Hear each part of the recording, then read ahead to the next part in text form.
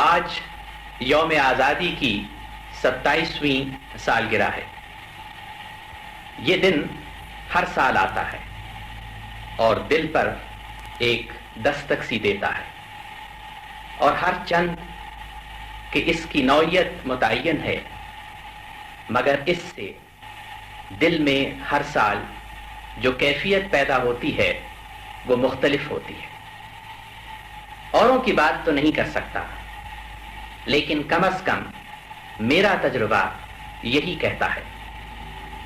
آزادی کی سالگرہ کو میں نے کبھی یوم استقلال جانا اور کبھی یوم استغراق کی صورت میں جاننے کی کوشش بھی کی ہے۔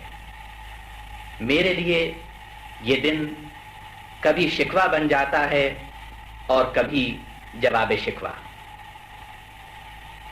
کبھی اس دن ذہن کے در کشادہ ہوتے ہیں اور کبھی محض یادوں کے دریچے کھلتے ہیں۔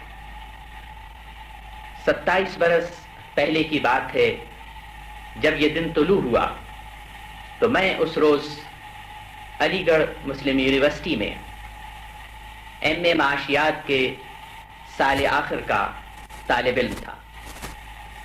میں نے اس روز کے طلوع کو سر سید کے خواب کی تعبیر، اقبال کے اشعار کی تاثیر اور قائد اعظم کی تحریک کی تکمیل جانا۔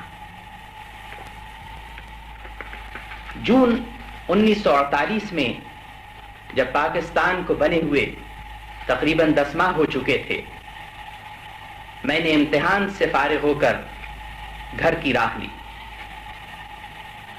اگرچہ پاکستان کو بنے ہوئے اتنا عرصہ ہو چکا تھا، مگر پھر بھی سفر میں نے ہجرت کا سما پایا۔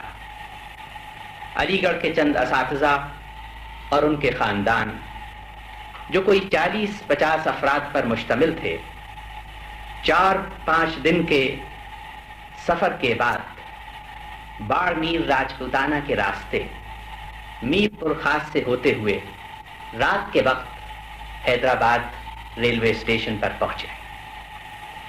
جب گاڑی نے بھارت کی سرحد عبور کی تو لوگوں نے والہانہ اللہ اکبر کے نعرے لگائے۔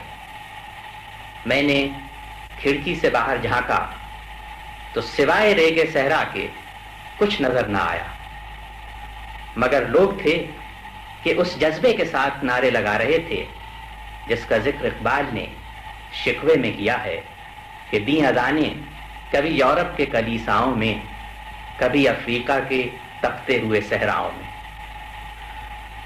وہ رات جو ہم سب نے حیدرآباد ریلوے اسٹیشن کے پلیٹ فارم پر زمین پر سو کر گزاری، ہم سب کے لیے یوم عید بھی تھی اور شب برات تھی۔